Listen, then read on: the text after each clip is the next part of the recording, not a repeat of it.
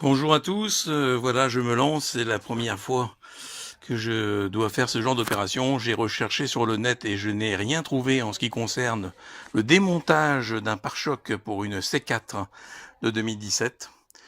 J'ai donc dû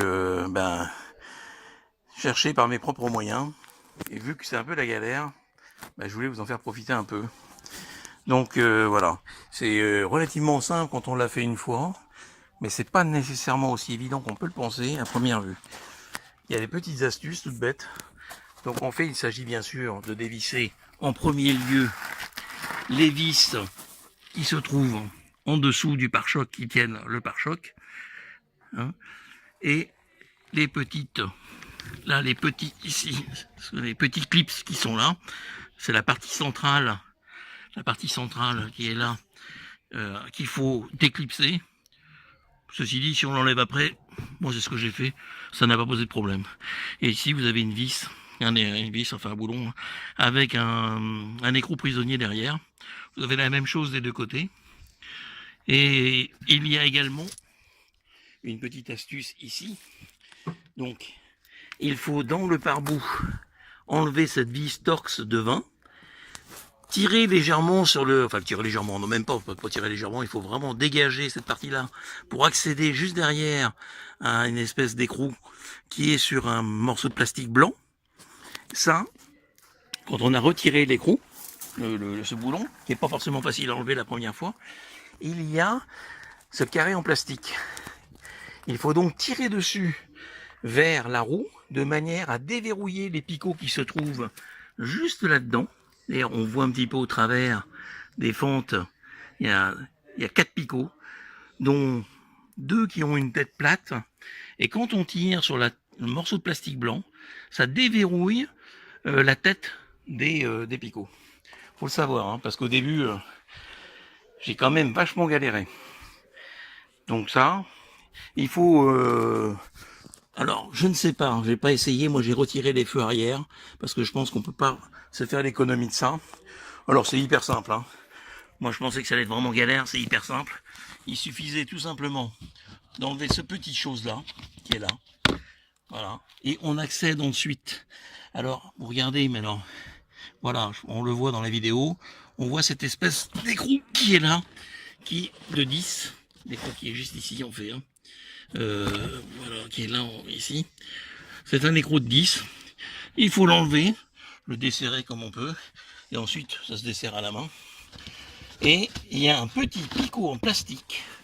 Alors ça, mes amis, vous devez être extrêmement vigilants, parce qu'il faut à peine le dégager pour pouvoir, on pourrait dire, dégager le feu, en poussant là où il y avait l'écrou. Vous mettez votre doigt sur la tête du boulon et vous poussez. Et en gigotant un petit peu, le feu finalement finit par sortir. Et il y a cette espèce de petit ergot là, il faut à peine le ramener vers l'intérieur pour pouvoir dégager le feu, mais à peine. Parce que moi, ça n'a pas loupé, évidemment il a cassé direct. Donc je l'ai recollé à la super glue, tout, enfin bon, apparemment ça a l'air de tenir. Identique à l'autre côté, hein, même principe. Hein. Alors là l'écrou est encore plus facile parce que comme il n'y a pas le câblage de la remorque, l'écrou est encore beaucoup plus accessible. Voilà. Donc même chose, hein, même opération ici. Donc le fameux écrou par bout, derrière cette fameuse vis, on accède, pareil, il doit se trouver à peu près ici, là derrière, il y a un écrou, pas un écrou, un boulon, une tête de 10, hein, une clé à pipe de 10, on arrive à le desserrer, et puis ensuite il faut le faire à la main, hein, parce qu'à la clé c'est juste impossible. La clé c'est juste pour le débloquer, enfin si tant est qu'il soit bloqué, juste pour pour faciliter, dès que ça vient à la main, il faut le faire à la main parce que ça n'a aucun intérêt avec la clé de se galérer pour rien, quoi. J'ai systématiquement, après avoir retiré les vis, et par exemple les fameux clips plastiques qui tiennent le bas du pare-choc, qu'on doit enlever au départ, moi je les ai enlevés plus tard, hein, c'est plus facile. J'ai systématiquement, qu'on pourrait dire, mis des étiquettes et scotché les vis sur les étiquettes de manière à ce que je ne cherche pas pour qu'on pourrait dire ensuite être sûr du bon diamètre de la vis ou de la bonne longueur. au moins, voilà, je suis sûr qu'il n'y a pas il y aura pas d'erreur. Côté gauche, côté droit, et au moins ça m'évite de mettre les vis par terre et à un moment donné de shooter dans la boîte et de perdre tout, quoi. Voilà, donc il faut se servir du cric, hein, à l'emplacement prévu pour ça, pour pouvoir soulever la roue, pour libérer le passage de roue. Je suis désolé, je filme ça avec mon téléphone, c'est pas forcément terrible.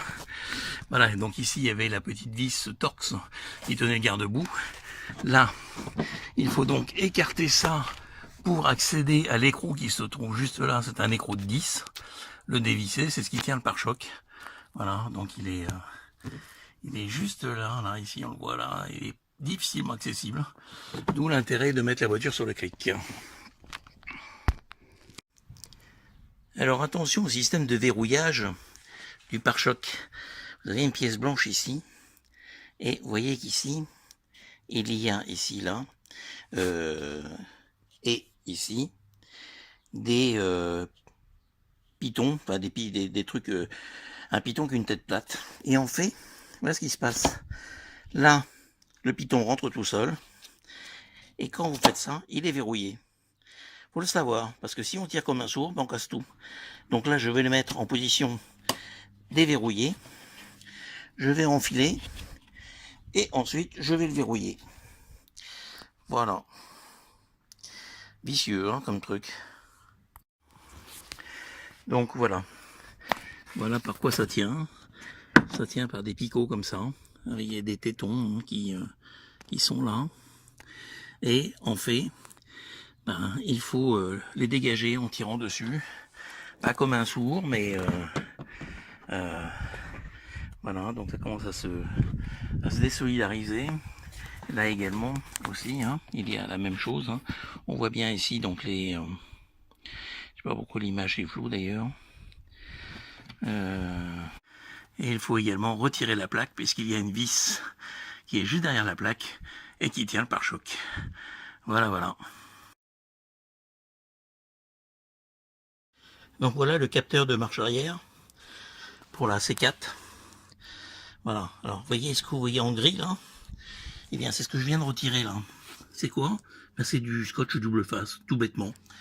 Et ils vous disent, quand vous allez les voir, oui on verra, c'est peut-être pas forcément évident de le remettre en place, on verra si on doit le changer.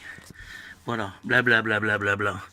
C'est juste une grosse couillonnade, parce qu'en fin de compte il suffit de changer les scotch double face et ça repart comme au début. Voilà, c'est tout. C'est tout, parce que le capteur il a rien, c'est juste décollé. Alors forcément, comme il s'est décollé qu'il est plus en place, forcément ça sonne dans tous les sens. Donc il suffit juste de le remettre en place. Enfin voilà l'intérieur du pare-choc. Et voilà la traverse qui supporte elle les chocs en cas d'accident. La traverse qui se change à mon avis extrêmement facilement. Ben voilà, si ça peut toujours aider. Voilà, voilà.